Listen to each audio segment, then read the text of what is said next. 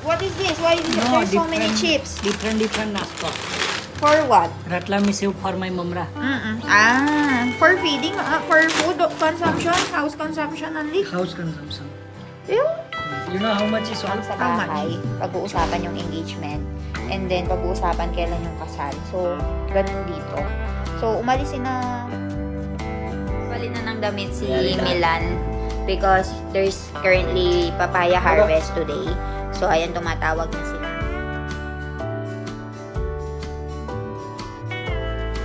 And then they will wrap it up.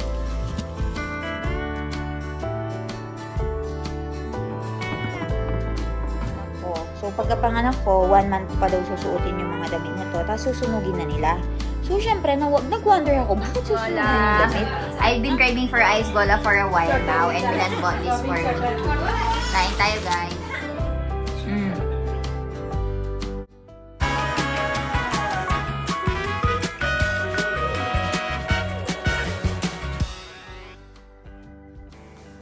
Asumate, che, papa. Tekam, laylido. Oh, at labada chips. Oh, at labada. Maru favorite siya. Man naman guys, may haru.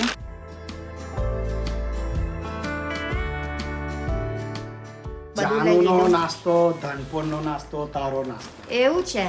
Bagano nasto. Okay. So, ayan guys, si Milan, nagpunta siya dun sa Maybalaji Factory. And, ang dami niyang binili mga banana chip. What is this? Why is there so many chips? Different nasto. For what? Ratla misiw for my mamra. For feeding, for food consumption, house consumption only. House consumption. Ew. You know how much is all? How much? We still have some. So, ayan guys, oh. Ito yung mga binili ni Milan. 2 big boxes of this also.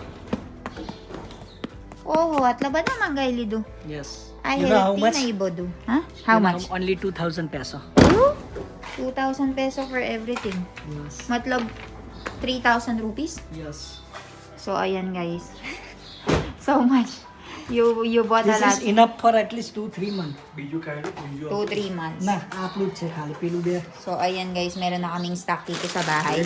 Kasi every time na nagme-merienda kami, sobrang dami namin kinakain. And 11:30 na, kakain na kami. And today guys, kami lang tatlo dito sa bahay kasi umalis si Mommy and umalis si Janu kasi sa Danpor, meron nga occasion doon. And gaya nga na nasabi ko sa inyo, merong engagement na mangyayari. So, engagement ni Janick at saka ni Vrunda. So, sa April 1st and April 2nd, sa April 1st, pupunta yata sila dun sa bahay ni Vrunda. Or pupunta yung family ni Vrunda dun sa bahay ni na Janick, Danpor. So, sa April 2nd, pupunta naman yung family namin dun sa bahay ni na Vrunda. So, both parties magkakaroon ng celebration. Pero, hindi sila magsa-set up ng stage and magmi-meet lang sa bahay, pag-uusapan yung engagement, and then pag-uusapan kailan yung kasal. So, ganun dito. So, umalis si na Janu ngayon, umalis si Mommy. Tapos, pumunta sila sa Danpor kasi kailangan maglagay ni Janu ng mehendi para kay Aksali. So, si Aksali dumating na siya. Yung Aksali guys, kung lagi kayong nanonood sa mga vlogs namin, si Aksali po is yung pinsan ni na Milan, which is kapatid ni Janick. So, galing siya sa hostel, nag-aaral siya. So, dahil kapatid niya nga yung mai-engage, kailangan niya maglagay ng mehendi. Pero sina mother-in-law and Janu, hindi na nila kailangan kasi hindi pa nga naaalis yung mehendi nila sa kamay. So, si Janu pumunta doon para tumulong. And naiwan si Milan dito, si Papa. Later pupunta sila sa gabi, pero si Milan maiiwan kasi kagabi nagpunta na nga si Milan dun sa Danpor. And maiiwanan yung isa dapat kasama ko dito sa bahay para hindi ako mag-isa. So, ayan yung mga pinamili nila. They will be checking it one by one. Okay. That is nachos. That is shataka patata. Ayan. Ang daming ratlami bread saka So, they will be checking one by one. Yung mga nasa listahan. Only 1,300 peso. 1,300 pesos for this. Okay. Check karo one by one. They will check one by one now. Chalo. Salted. Where are you going? I'll go to farm. Nagpalit na ng damit. I'm already very dark, guys. Nagpalit na ng damit si Very dark. Milan because there's currently papaya harvest today. So, ayan, tumatawag na sila. And I learned something from Milan today and Milan will be explaining you. The reason, guys, why we bought a lot of chips is for home consumption. But there's Yes. another reason also, right? Because when they get engaged, Who is gonna get engaged? You tell them. Jainik and Brunda. So when Jainik- people get engaged, they have tradition to give each other sweets Mm-mm. or the dry fruits Mm-mm. or the chips. Mm-mm. But since people don't use dry fruits anymore and sweets, people are tired of eating sweets, so they develop a tradition to give nasto, like snacks, different snacks, whatever you want to give. So, who will give? Everyone, every family member of girl side family. So, Nilash Mama asked you to go and buy some. Yes, because I'm always buying at wholesaler, so we got it at cheap price. So, that means Jainik is the one who will give to Vrunda's family. No, Mama will give to Vrunda's family. Mama will be giving to Vrunda's family. So, ganun pala siya. In case hindi nyo naintindihan, guys, in India, there is a tradition wherein if engagement ceremony, they usually give nagbibigay sila ng mga sweets, what else? Dry fruits, or chips. So, Then they go to girls' house. kapag pupunta sila sa bahay, kasi tomorrow, you will be going to the house of Brunda first, no? So, mali pala yung pagkakasabi ko, guys. Una palang pupunta is si na Milan, dun sa bahay ng lalaki. And then the next day, the family of the girl, pupunta sila sa bahay ni Jainik. Talagang binubuksan mo yung ilaw, so you will look white, no? You look, it does make a difference if No, I'm light. it's just because of the lining. Hindi naman talaga siya maitim sa No, ano. I am very I'm dark white already. only. Because you're working in the farm eh. Because so many work talaga. And when Milan is free, We still have papaya harvest today. he is going to the farm to help. So, ayun, that's the tradition. Why you did not give me anything during our engagement? Because you are not from here. You're Why not would I give you following, so anything? you're gonna save money, no? You Yeah. don't have to give anything Why? to my We family. didn't just save money. We are supposed to receive so much also. We did not. Different traditions, so we did not follow those things. So I was like, there's 3 boxes, I think 3 boxes or 2 boxes of 3 chips. So they bought a lot of chips, kaya yung mga nakita nyo kanina, yun yung mga chips na na bibigay nila kay Vrunda. So ayun, I'm not gonna hold you anymore. You go and go to the papaya farm. So you will show and shoot video of the papaya harvest, right? Chal. Ayun guys, magbi-video daw siya. Papakita niya. Sobrang ganda ng mga papaya namin ngayon kasi hanggang Milan, how many times you harvested papaya already? 2 times in a month. So we are harvesting papaya 2 times in a month and these papaya are already 1 year old. So we got a lot of profit from them already and still up until now they are still giving papaya. 400,000 from only 1,000. 400,000 rupees for 1,000 plants. So, ganun yung ratio. So, ayun guys. Balitaan ko na lang kayo mamaya. For now, magpapahinga muna ako.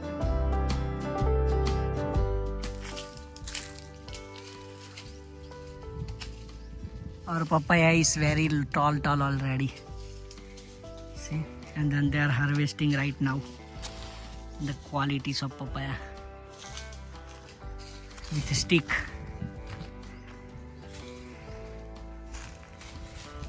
Yan.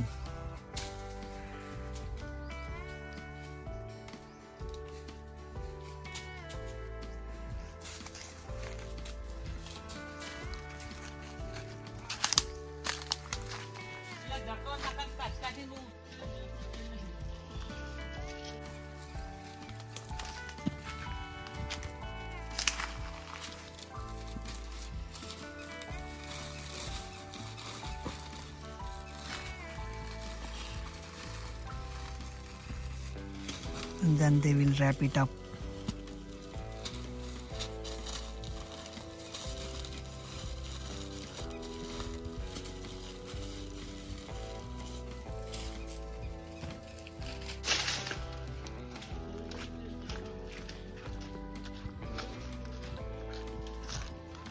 And then this ladies will fill that papaya in tub and then bring it outside of the farm.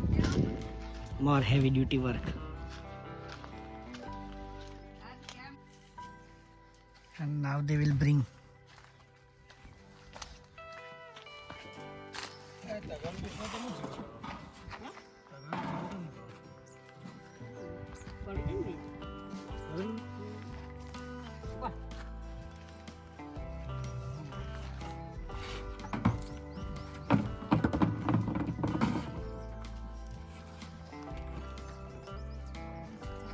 विचार लखो लखो याद राखो जब तक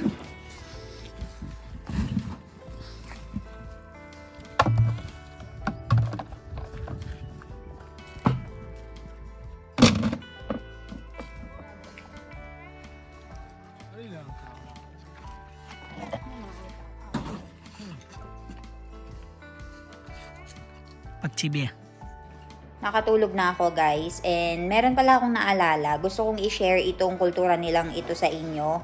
So, dito pala sa India guys, napapansin nyo ba na yung suot-suot kong damit is 2 or 3 piraso lang? Itong kulay pink, ay itong kulay blue, yung kulay pink, tsaka yung kulay dark blue. So, tinanong ko nga kay mommy, kung bakit 3 lang yung pinapasuot niya sa akin. Kasi tuwing maglalagay ako ng bagong damit na susuotin ko, pinabawalan niya nga ako. So, ang sabi niya sa akin, kasi nung pagkarating ko dito sa India, guys, binilhan na nila talaga ako ng mga damit na pangbuntes. So, yung mga sinusuot ko talaga is mga duster na, mga dress na. So, yung mga pantalon ko, yung mga leggings ko, hindi na magkasya sa akin kasi medyo malaki na nga yung tiyan ko. So, nung nakikita na mami na sinusuot ko na tong 3 ito, nung pang-apat na syempre mga bago susuotin ko, no? Nung maglalabas ako ng pang-apat, sinabihan niya na nga ako na huwag ka muna maglabas ng pang-apat. Yung 3 na yan na suot-suot mo regular, yun na muna yung suotin mo. Tapos tinanong ko kung bakit. Bakit po? Sabi ko. Why po, no? Hindi, parang tinanong ko, bakit? Parang ganun. Kasi susunugin nga daw nila yung regular na sinusuot ko nung buntis ako. Kapag kapanganak ko. So, pagkapanganak ko, 1 month ko pa daw susuotin yung mga damit na to, tapos susunugin na nila. So, syempre, nag-wonder ako, bakit susunugin yung damit? Ang gaganda pa man din ng quality yan, company din yung mga binili sa akin ni Jano. So, hindi ba sayang sa pera nun? Sabi ko sa kanila. So, sin-explain sa akin ni mami na kaya nga daw, wag ko daw alalahanin kung magaganda nga yung tela, magaganda nga yung company binili namin. Kasi, sulit naman daw, lalo na kung araw-araw kong susuotin. So, walang magiging problema kahit sunugin namin in the end. Tapos, natanong ko nga kay Jano, pina-explain ko kung bakit ganun. So, ganun daw yung nakaugalian nila dito sa village namin. Hindi ko lang alam kung sa buong India pinapractice ito. And ganito yung pagkaka-explain sa akin, guys. Diba kapag buntis ka, parang yung lumalabas yung gatas, tapos minsan duduguin ka, ganon. Tapos araw-araw, excuse me. Tapos araw-araw mo pa silang susuotin yung mga damit mo. So, ang mangyayari nun, yung tela masisira na. Tapos, medyo mabaho daw kasi, lalo na kapag may gatas, amoy gatas, hindi mawawala. Tapos, lalo na kapag dinugo ka, parang pangit daw na pamahiin na sinusuot mo pa yung damit na ginamit mo nung dinugo ka. So, ganun yung pagkaka-explain sa akin. Pero yung main reason daw is yung bacteria. Yung bacteria daw na naipon sa damit, hindi daw healthy, lalo na kung magpapa-breastfeed ako dun sa baby. So, that time, bago na lang daw yung ipapasuot sa akin ng mga damit. And itong mga luma na sinusuot ko na 3 pair or 3 pair, susunugin nga daw ang mga ito. So, ewan ko, meron bang ganong tradisyon, guys, sa Pilipinas, yung sinusunog yung mga damit ng buntes? So, papasuot daw sa akin tong damit na to hanggang sa manganak ako. Tapos, 1 month after ko manganak, susunugin daw. Kasi yung bacteria nga, para hindi makuha ng bata. Ganun daw. Daming dito sa India, no? Ngayon ko lang din nalaman yan. Kasi, syempre guys, magtanong-tanong din tayo sa mga kultura nila para hindi tayo, parang nadadagdagan din yung kaalaman natin sa kultura nila, and mas mamulat tayo kung ano ba yung kaibahan ng kultura nila sa kultura natin. So, ayun. Mamaya, parating na rin si na mommy and si Janu. And then, tingnan natin kung anong mga kaganapan dun sa Danpor. Balitaan ko na lang kayo mamaya. Ayan guys, we are gonna be eating ice gola. I've been craving for ice gola for a while now and Milan bought this for me. Kain tayo guys. ले Taste it. Kala katache. Duhat. Duhat yan, duhat. Let's go, kain na tayo. They want it.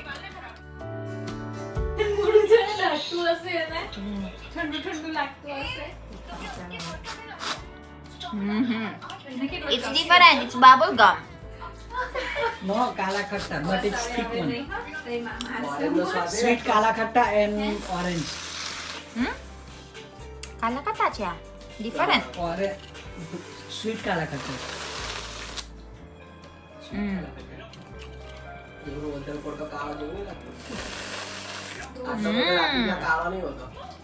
masarap Masarap.